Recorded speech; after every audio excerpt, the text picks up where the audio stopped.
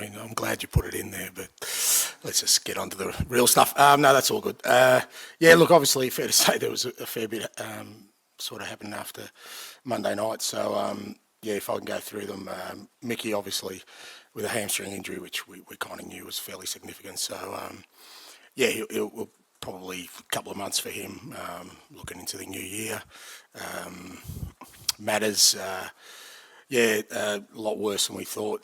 Obviously, again, he came off with the ankle injury, but next day wasn't great, so we sent him off for a scan. So again, not great for him. So again, probably into the new year for him. Richie had the operation, which, again, we kind of scheduled anyway because Richie's kind of been battling with it from day one, and with the international break coming up, we thought it was a good time to sort of get it done. He should only be, if everything goes well, a month, so not too long after the international break. They're the main ones. Obviously, we've got a couple of suspensions as well.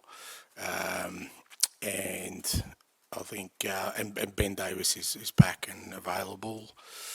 And I think everyone else is okay.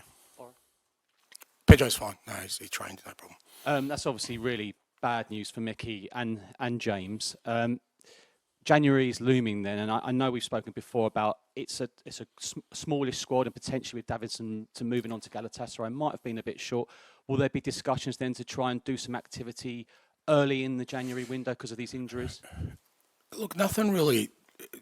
My focus right now is we've still got a fair few games between now and January, and that's where my attention's got to be. The planning in terms of January has been in the works for a while. As I said last week, Johan's in the building now. That's his kind of area. He's getting his department together. He'll get all the information, and we just got to keep working to the plan we started with. I've said right at the start, we've only had one window trying to build a team. It was never going to happen in that one window. So we've got a plan, whether that's January, whether that's the summer or beyond, and we'll work through that. But right now, what's important to me is we've got still a significant amount of games between now and January, and we want to make sure we're performing at a good level.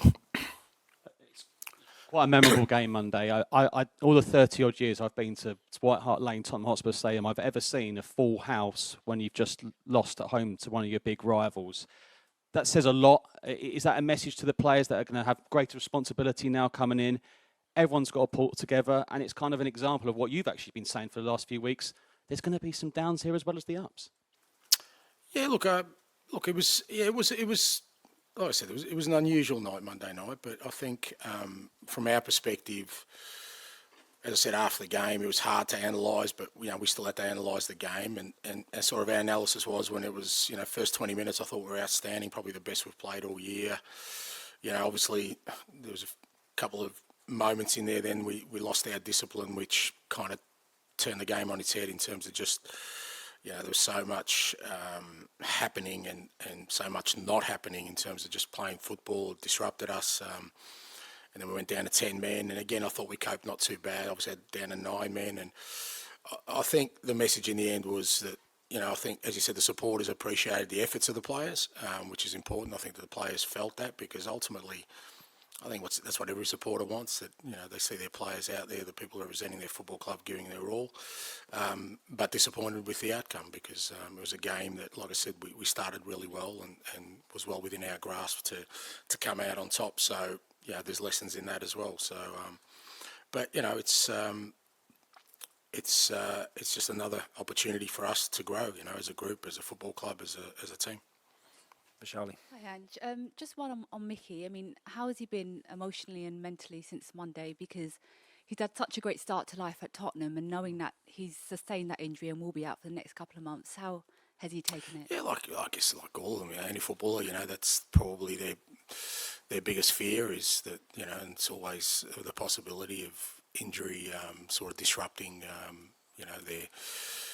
their careers, and he was obviously disappointed, but now it's about rehab and making sure that use this time to get strong and come back better than ever, and he's got good support in the building in terms of the medical team, sports science staff, and knowing Mickey and already the time I spent with him, he'll leave no stone unturned to make sure he comes back bigger and better. How much of a loss will he be for yourself in the way that you want to play, given the attributes that he does have?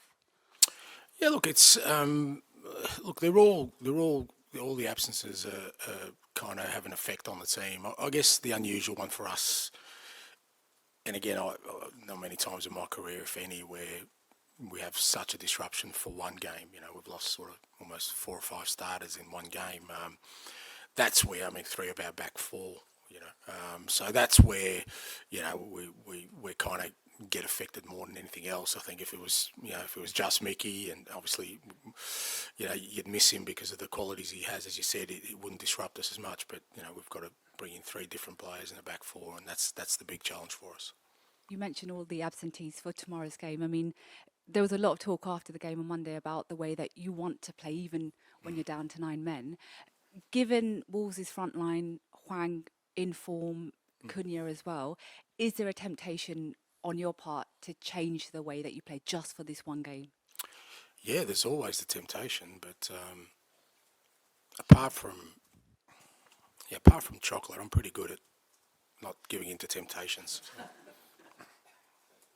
What's the message been then to the players? Like, is it, if you say, you know, there's an opportunity for people to come in and prove themselves? Like, Yeah, look, I'm not one that kind of just reacts off sort of the short-term stuff. Ultimately, we've tried to keep it as a normal week. You know, like I said, it is an extreme situation when you have so much sort of fallout from one game. But ultimately, it's about sort of preparing a team for this week. You can't sort of look too far beyond that because, as I've already seen, every game in the Premier League is a challenge. You know, and Wolves is going to be a hell of a challenge for us. So, you know, I think I don't want to sort of, you know, veer away from kind of what our focus has been all along. That is, you know, every week we try and prepare and be ready for the next challenge. And, you know, even though it's unusual circumstances, that's what we've tried to do this week. do you sense then that the players do want to rally around and kind of lift themselves after this? Because it is a big disappointment losing key players, isn't it? Yeah, it is. Of course it is. But, you know, I don't think it would take that for them to rally around. They do it every day. I mean, that's, you know, ultimately that's what you want. You want them every day sort of wanting to give their all, give their best. They don't need extra motivation. So,